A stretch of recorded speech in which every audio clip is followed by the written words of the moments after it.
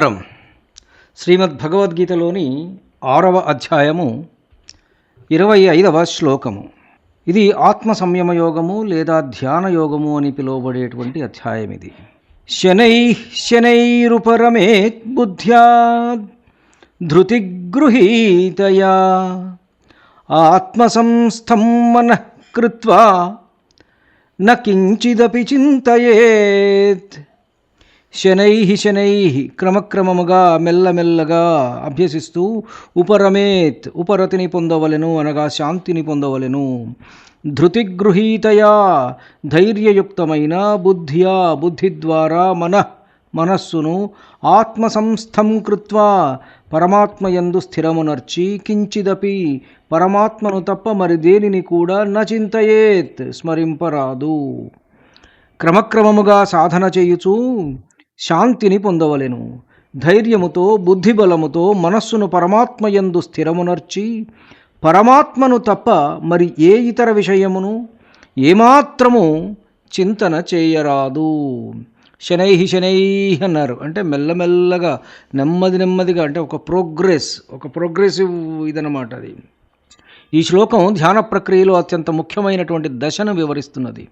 మనస్సు ఒక్కసారిగా నిశ్చలం కాదు, అందుకే శనై అనే ఒక పదాన్ని వాడారు పరమాత్మ. మెల్లమెల్లగా అభ్యాసం చేయాలని ఆయన సూచించారు.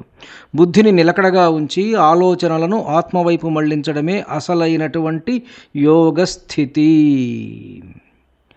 ఆధునిక మనస్తత్వ శాస్త్రంతో దీన్ని ఒకసారి చూద్దాం. ఎందుకంటే ఎన్నో వేల ఏళ్ల క్రితమే మనకు పరమాత్మ చెప్పినటువంటి ఈ శ్లోకాన్ని ఇప్పుడు మనం సోకాల్డ్ ఈ ఆధునికత అనుకునేటువంటి ఈ మనస్తత్వ శాస్త్రంలో ఉన్నటువంటి కొన్ని టర్మ్స్ ఏ విధంగా ఇవి ఎక్స్ప్లెయిన్ చేస్తున్నాయి అంటే ఇది ఆధునికత కాదు, మనకెప్పుడో భారతీయుడికి ఎప్పుడో తెలుసు అన్నమాట. ముఖ్యంగా కాగ్నిటివ్ బిహేవియరల్ థెరపీ మరియు మైండ్ఫుల్నెస్ దృక్పథంతో దీన్ని విశ్లేషణ చేసుకుంటే కాగ్నిటివ్ రీస్ట్రక్చరింగ్ అనే ఒక పదం ఉంది. బుద్ధ్యా ధృతి గృహీతయా. ఆధునిక సైకాలజీలో కాగ్నిటివ్ బిహేవియరల్ థెరపీ ప్రకారం మన భావోద్వేగాలకు కారణం మన ఆలోచనలే. ఇక్కడ మన శ్లోకంలో ధైర్యంతో కూడిన బుద్ధి అని పదం వాడారు.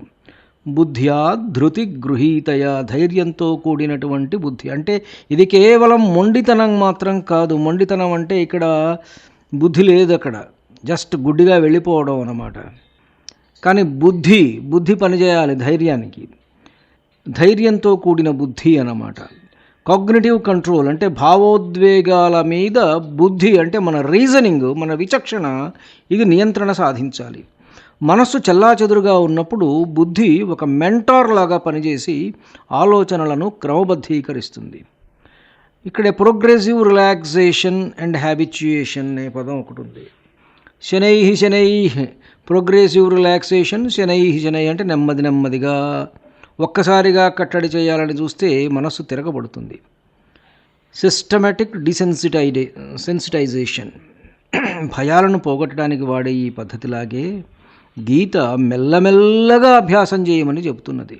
కొత్త అలవాట్లు మెదడులో ఏర్పడడానికి సమయం పడుతుంది.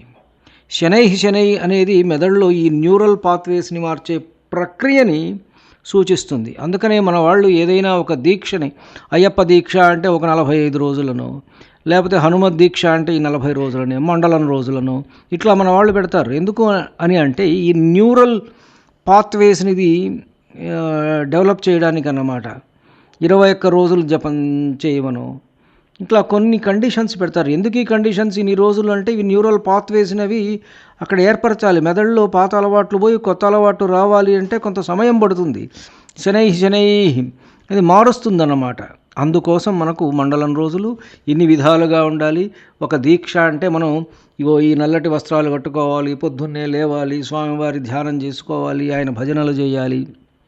Certain neural pathways will be created in our mind. దీని వెనక ఇంత సైన్స్ ఉంది. మైండ్ఫుల్నెస్ అండ్ ఫ్లో స్టేట్ ఆత్మ సంస్థం మనఃకృత్వా. ఆత్మయందే మనస్సును నిలపడం అంటే వర్తమాన క్షణంలో సంపూర్ణంగా ఉండటం. గతాన్ని మర్చిపోవాలి, మనకు అనవసరం అది. భవిష్యత్తు ఏ విధంగా ఉంటుందో, నెక్స్ట్ మూమెంట్ ఏ విధంగా ఉంటుందో మనకు తెలియని దాని గురించి అనవసరంగా ఎక్స్పెక్టేషన్స్ వద్దు. ఈ క్షణంలో బతకాలి మనం. Present moment, live in the present. సంపూర్ణంగా ప్రజెంట్లోనే ఉండాలి మనం. జరిగిపోయిన క్షణం గురించి ఆలోచించవద్దు, జరగవలసిన దాని గురించి, జరగబోయే దానిని గురించి మనకు చింతన వద్దు, ఎక్స్పెక్టేషన్స్ వద్దు. ఈ క్షణాన్ని పరిపూర్ణం చేసుకోవాలి. అంటే చేసే పనిని పర్ఫెక్ట్గా చేయటమే. మైండ్ఫుల్నెస్ అంటే ఆలోచనలు గతంలోకి లేదా భవిష్యత్తులోకి వెళ్లకుండా ప్రస్తుత స్థితి మీద ఏకాగ్రత పెట్టడం. ఫ్లో, ఒక పనిలో లేదా ఒక స్థితిలో ఎంతగా లీనమైపోవాలంటే అక్కడ నేను అనేటువంటి అహంకారం మాయమైపోవాలి. దీనినే ఆత్మసంస్థం అని అనువదించుకోవచ్చు. రెడ్యూసింగ్ కాగ్నిటివ్ లోడ్, నాకు ఇంచిదపి చింతయేత్, మరేమీ ఆలోచించవద్దు అనేది మెదడుకు ఇచ్చే విశ్రాంతి. డెసిషన్ ఫ్యాటిగ్ అని ఒకటి ఉంది. మనం రోజంతా ఎన్నో వేల కొద్ది ఆలోచనలు చేస్తాం. ఫ్రేమ్స్ వెళ్ళిపోతుంటాయి. సినిమా తెర మీద వరుసగా ఒకదాని వెనక ఫ్రేమ్స్ ఎట్లా పడుతూ ఉంటాయో అట్లా మన మనస్సు అనే తెర మీద కొన్ని వేల కొద్ది ఆలోచనలు ప్రతిరోజు వెళుతూ ఉంటాయి. దానివల్ల మెదడు అలసిపోతుంది. మెంటల్ సైలెన్స్ ద్వారా మెదడు తనను తాను పునరుద్ధరించుకోవడానికి మెంటల్ హోమియోస్టెసిస్ అనేటువంటి మార్గాన్ని సూచిస్తున్నది. బాహ్య విషయాల మీద కాకుండా అంతర్గత స్థితి మీద నియంత్రణ సాధించడం వల్ల మానసిక ఒత్తిడి తగ్గుతుందని కూడా సైకాలజీ చెప్తుంది. ఇప్పుడు ఈ శ్లోకంలో మనకిచ్చిన ఒక పదాన్ని, దానికి సైకలాజికల్గా ఉండేటువంటి సమానార్థకాలని చూద్దాం ఒక్కసారి. శనైహి శనైహి అనే పదం వాడారు పరమాత్మ. What the psychologist say, it is an incremental progress. ధృతిగృహీతయా అంటే కాగ్నిటివ్ రెసిలియన్స్. ఆత్మసంస్థం సెంటరింగ్ ఆర్ గ్రౌండింగ్. నా కించిదపి చింతయేత్ మెంటల్ స్టిల్నెస్. ఈ శ్లోకం ఒక సెల్ఫ్ రెగ్యులేషన్ టెక్నిక్. మనస్సు అనేటువంటిది ఒక సాఫ్ట్వేర్. ప్రతి వ్యక్తికి కూడా మనకు తెలియకుండానే మనం కొన్ని సాఫ్ట్వేర్ రాసుకుంటూ ఉంటాం.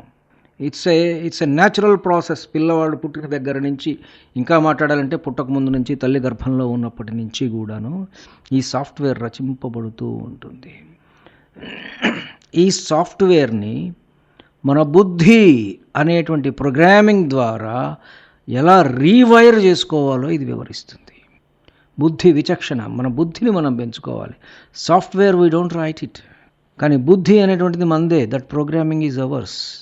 So we can change. ఆ బుద్ధితోటి మనం రీవైర్ ఎట్లా చేసుకోవాలో చెబుతుందన్నమాట. ఇది ఈ శ్లోకం చెప్పేటువంటి విషయాలు. ధన్యుణ్ణి. నమస్కారం. మీ ఊటుకూరు జానకి రామారావు.